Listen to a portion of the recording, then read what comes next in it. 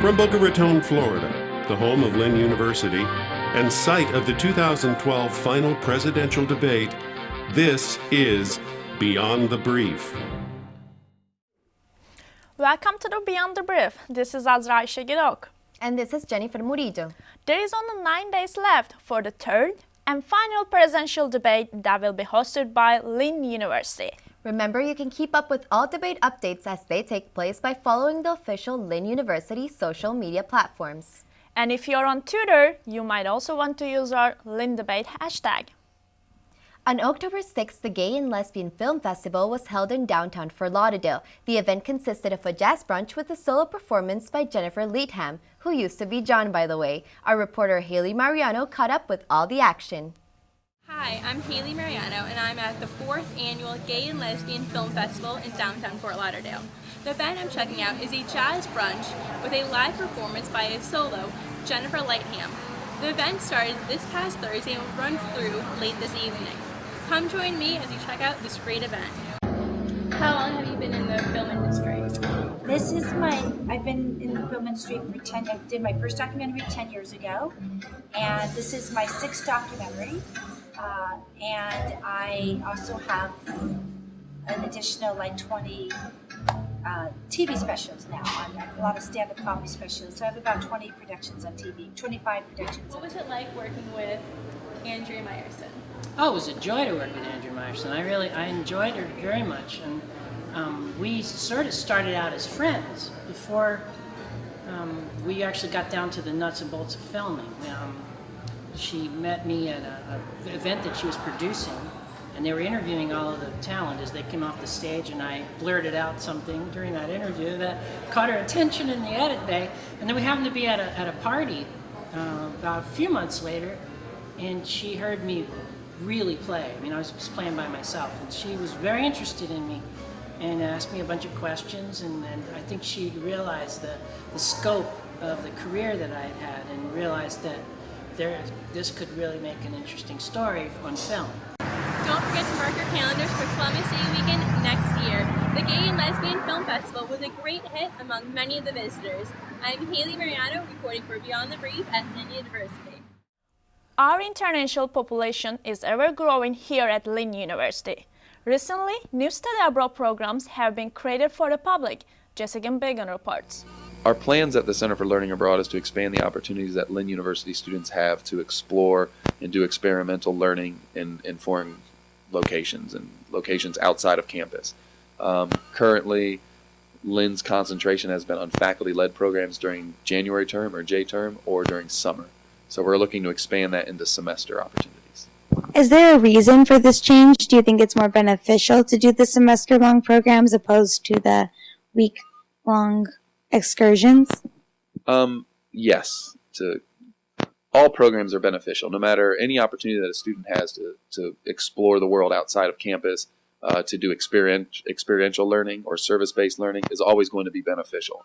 But the possibilities of having a transformative experience are greater if you're spending a longer period of time. Obviously, this requires some more dedication on the part of the student, sort of working out transfer credits and things like that. But for the most part, it is a much more transformative experience, and they'll have more time to explore different parts of the world and to kind of explore their interest and apply what they're learning at Lynn, but overseas as well.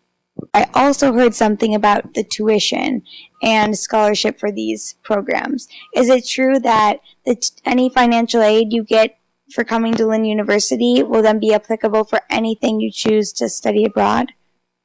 Yes. The big decision that the administration at Lynn made when creating the Center for Learning Abroad was just that. The ability to take any financial aid or any sort of financial situation that you as a student have with the university and apply it to your study abroad program. So study abroad during a semester, you will essentially pay tuition to Lynn University as if you were going to be on campus, but then you'll be realizing that semester abroad during doing a different program overseas.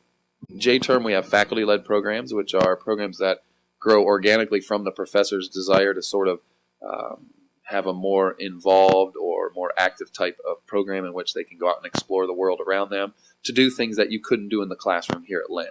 And so right now we have several programs, including a program in Australia. There's a program to Bali, Costa Rica.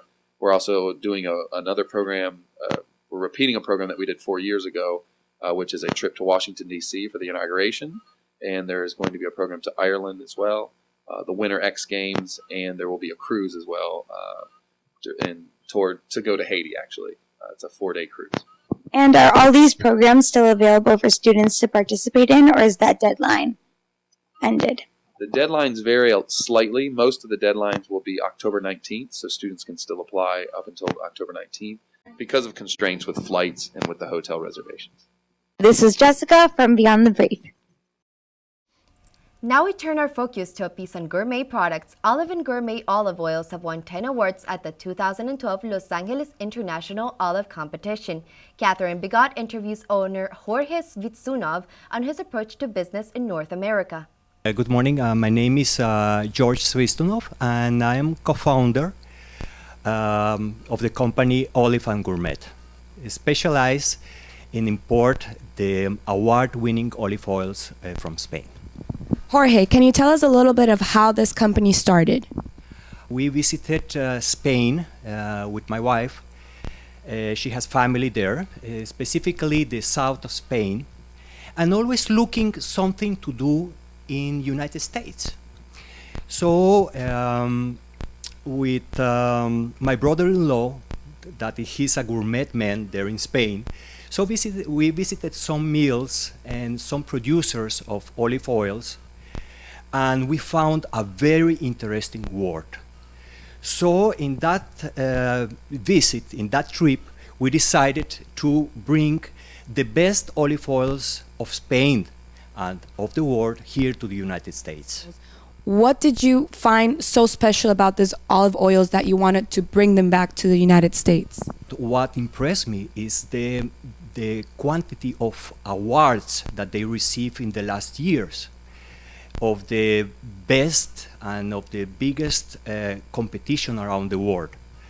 So that was my first impression. What is healthy about olive oils? What does it offer people? For example, as you can see here, we have a different olive oils that we're bringing, but some of them are organic.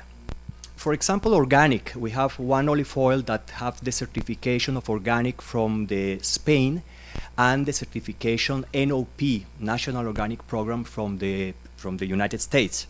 The olive oil is the best for the heart.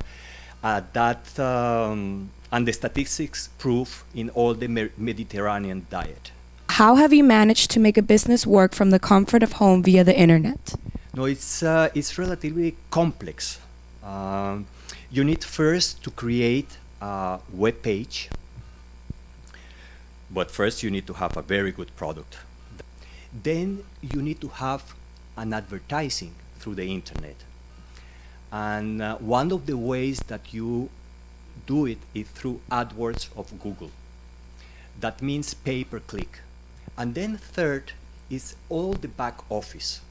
That means the accounting, how you dispatch the merchandise, and how you integrate your web page, your inventory, your advertising, your accounting, and your dispatch method through United States Postal Service or UPS or FedEx. So you need to integrate all the things in order to have a smooth business. After the display of olive oil gourmet products, we truly acquired a feel for the family's knowledge and passion. Following the interview, we were privileged enough to sit down with the family to try some of the award-winning olive oils. This is Catherine Bigot reporting from Beyond the Brief. October is the Disability Awareness Month. iPulse reporter Matt Perpich sat down with Christina Guzman, who is the new head of the department, to get more details on their effort this year. We have Project Access, which are students that are 18 to 21 years old, and they have a special diploma. So what they're doing while they're here, they're on the college atmosphere with us. They're auditing classes with us, and pretty much continuing the tradition of stuff hammerman. Because I know when I first When I first came here, I didn't even know what Disability Awareness Month was. So by her starting that tradition kind of made me want to continue it. We're doing a Halloween masquerade, fall party, whatever, on the 31st. And then on November 7th, we're doing a wheelchair basketball game. And then on November 14th, we're doing a different abilities panel. And on November 28th, we're doing a different abilities dinner. Okay. On 26th, I have cerebral palsy. I actually have a form of cerebral palsy, which is called arthrogryposis, which means I just have weak muscles in my arms and legs. I was born with it, yes.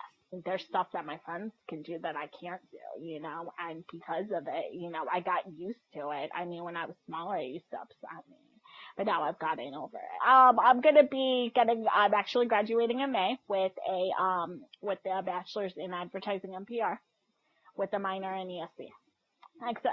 ESC stands for Exceptional Student Education. I'm actually minoring in ESC, and I actually love the field. You know, I love learning about all the different disabilities there are. What word offends you most? Retard. It's a word that, I mean, I know I don't like hearing, and I've heard students say it around here, and I mean, people have said it to me. All people with disabilities have abilities. This is Matt Herbage reporting for Beyond the Brief. For those who are thinking the end of the world will happen in 2012, we now bring a new perspective to you, Justin Deering, author of The End of the World Delusion and a graduate student here at our university, shared his thoughts with our reporter Jennifer Murillo.